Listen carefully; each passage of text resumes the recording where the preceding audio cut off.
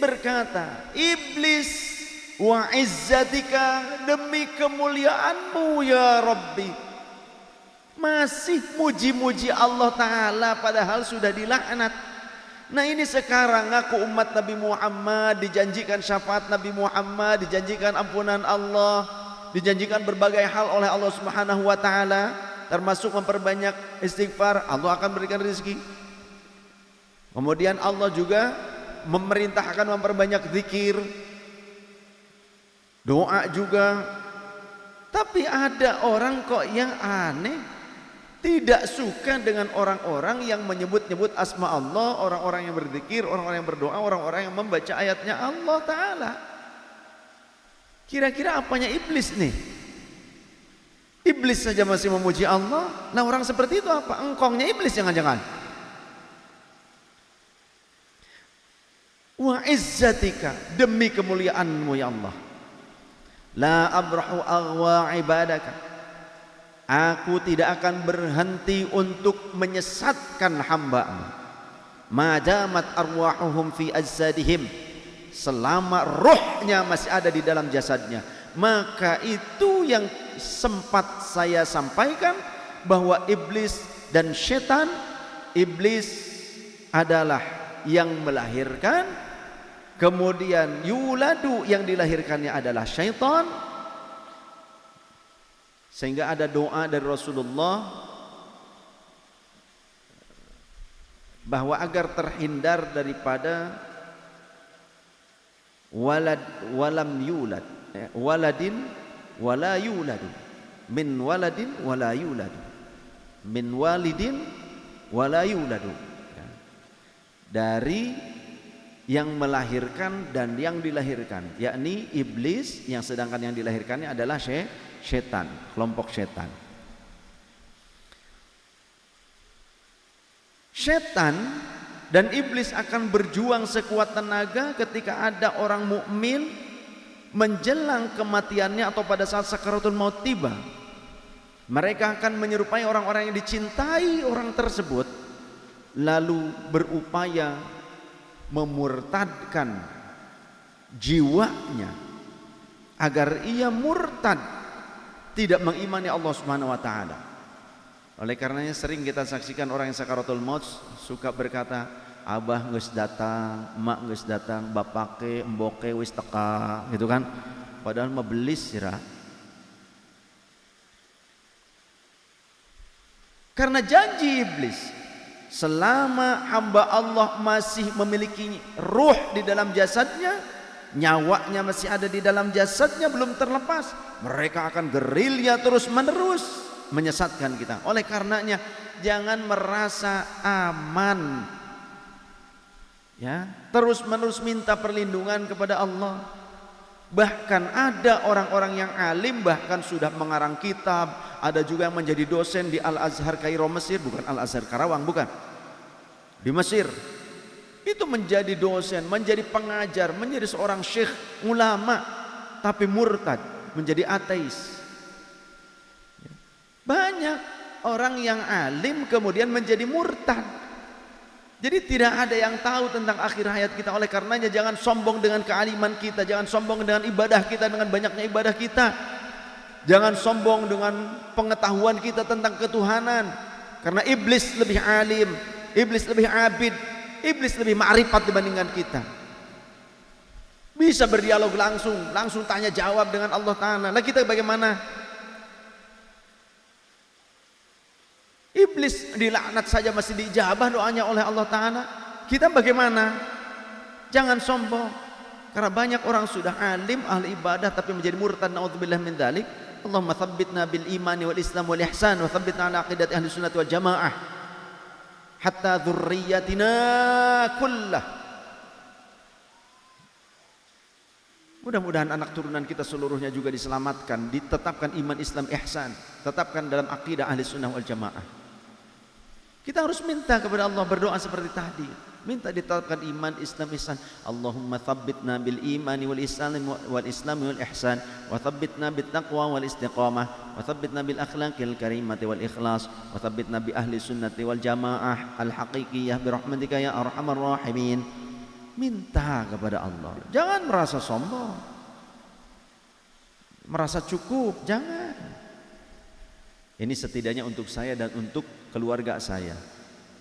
Terlebih juga umumnya untuk jamaah saya, ya, murid-murid saya, dan untuk kaum muslimin muslimat. Jika kaum muslimin muslimat tidak mau mengikuti nasihat ini, apa yang saya sampaikan, tidak mengapa, silahkan, monggo. Saya cuma berada pada posisi wa tawassaw bil haqqi wa tawassaw bis sabr.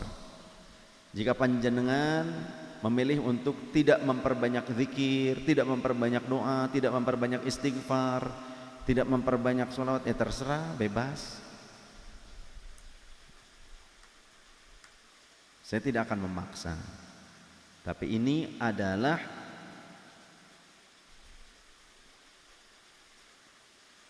ilmu yang saya ambil. Ini adalah jalan yang saya ambil, yang dimana ini adalah jalan yang dilakukan dan diambil oleh Rasulullah SAW dan as-salafun as-salih, para salaf yang terdahulu yang saleh, para aulia Allah, para ulama-ulama salihin. Mereka itu memperbanyak istighfar meskipun mereka ahli ibadah. Ahlul bait Rasul kurun awal, keluarga Rasul, dzurriyyah Rasul kurun awal, betapa mereka banyak mencucurkan air mata. Sayyidina Hasan, Sayyidina Husain, Sayyidah Fatimah, Sayyidina Ali bin Abi Thalib, Sayyidina Ali Zainal Abidin, Sayyidina Ja'far As-Sadiq, Sayyidina Musa Al-Kazim, dan yang lainnya, Sayyidina Hasan Al-Muthanna. Mereka orang-orang yang berbanyak istighfar, selalu banyak bertaubat, mencucurkan air mata lebih daripada 100 kali dalam sehari. Lebih dari 100 kali dalam sehari. Karena menurut pandangan mereka, kakekku yang nabi dan rasul yang sudah terjamin saja ampunannya oleh Allah Subhanahu wa taala tak kurang dari 100 kali dalam sehari semalam. Bagaimana dengan aku? Itu keluarga Rasul di kurun awal demikian hebatnya, luar biasa. Sampai sholatnya pun ada yang setiap malamnya tak kurang dari 1000 rakaat.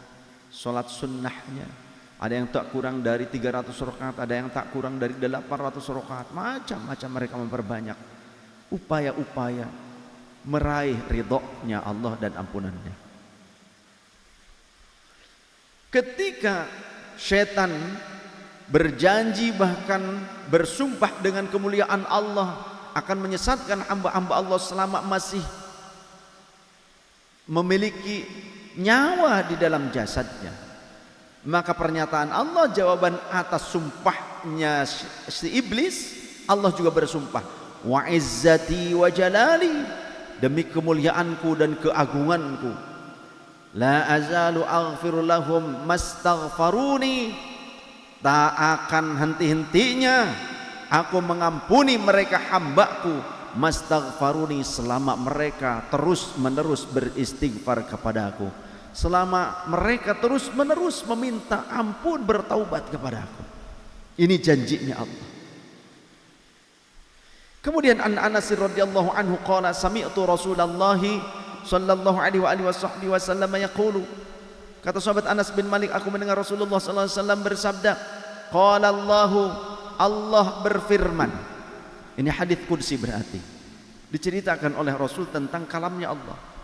Ya bna Adam, wahai anak Adam, wahai manusia, innaka ma da'autani wa rajautani wa fartu laka, ada makana minka, wahai manusia, putra Adam, keturunan Adam, sesungguhnya di mana engkau terus menerus memohon kepadaku dan berharap agar aku mengampuni kalian, agar aku mengampuni engkau wahai manusia, wahai hambaku, ala ma kana minka, atas apa yang ada pada diri kalian, kekurangan, kesalahan, kekotoran yang ada pada diri kalian. Wala ubali ya ibna Adamah, dan aku tidak pedulikan apa yang ada pada dirimu wahai manusia, wahai anak Adam. Lau balagta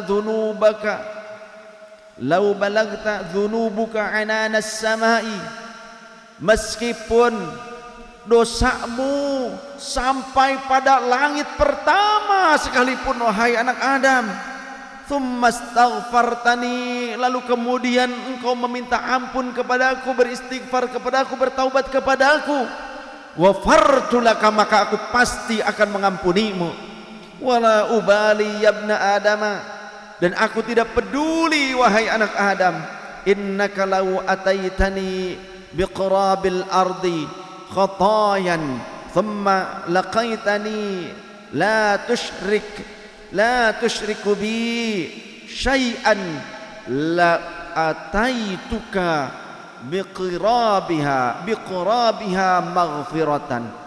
Wahai anak Adam, aku tak peduli andaikan engkau mendatangiku dengan khotoyan, kesalahan sejauh bumi dihamparkan atau sebesar bumi yang ada ini, kemudian kau datang kepadaku menjumpaiku tanpa menyekutukan aku, syaratnya tanpa menyekutukan aku dengan sesuatu apapun, maka aku akan datang kepadamu dengan luasnya ampunan, lebih luas dibandingkan hamparan bumi, lebih luas dibandingkan maksiat dan dosamu semuanya.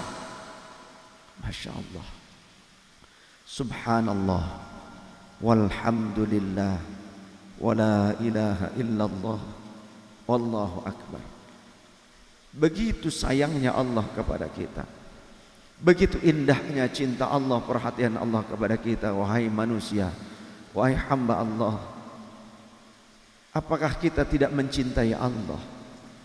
Padahal Allah rela tidak mempedulikan dosa-dosa kita sedemikian hebatnya.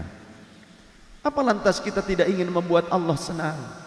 Apa lantas kita tidak ingin membuat Allah bahagia? Apa kita tidak senang jika Allah merasa senang dengan apa yang kita lakukan berupa sesuatu yang akan membuat Allah senang? Masa kita tidak senang jika Allah senang?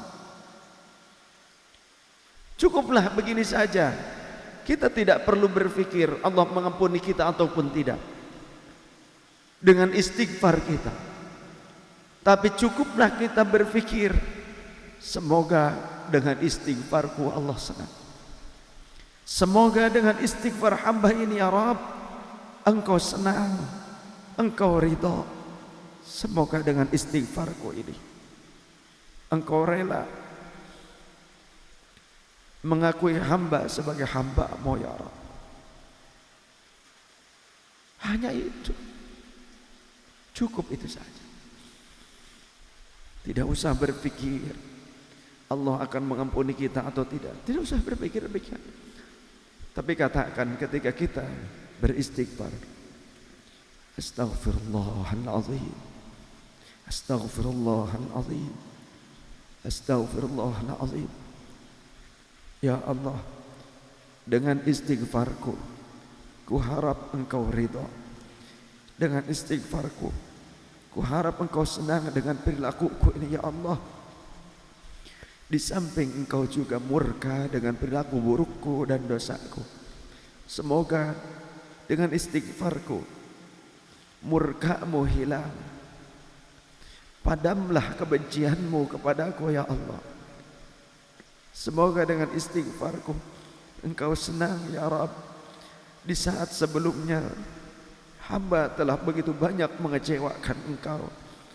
Semoga dengan satu istighfar ini Kau lupakan kekecewaanmu itu wahai Tuhanku.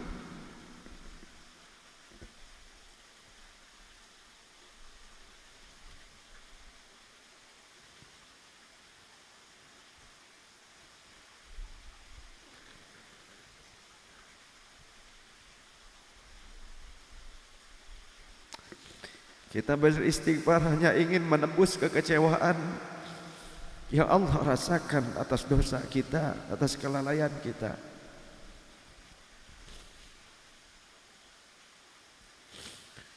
Meskipun Rasulullah berjanji jika seseorang memperbanyak istighfar Allah akan melimpahkan rezekinya, Rizki yang kita harapkan bukan harta dunia. Yang lebih kita cintai bukan tentang kemewahan dunia, tapi rizki yang kita harapkan adalah Allah bahagia dengan perbuatan kita. Allah senang dengan yang kita lakukan.